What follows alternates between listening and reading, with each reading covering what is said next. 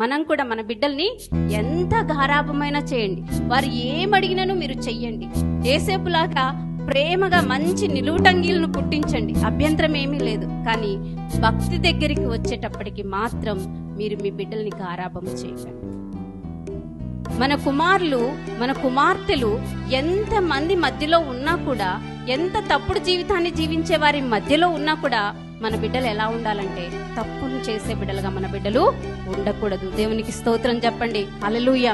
అందుకే సామెతల గ్రంథంలో మన బిడ్డల విషయంలో 22:6 వచనాన్ని చూస్తే, బాలుడు నడవవలసిన త్రోవను వారికి నేర్పుము, వాడు పెద్దవాడైనప్పుడు దాని నుండి తొలగిపోడు అన్న విషయాన్ని మనం చూస్తాం.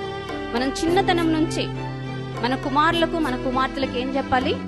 వారికి దేవుడి గురించి నేర్పించాలి. వారు నడవవలసిన త్రోవను మనము వారికి చూపించాలి. యేసుక్రీస్తు నడిచిన విధానాన్ని వారికి బోధించాలి.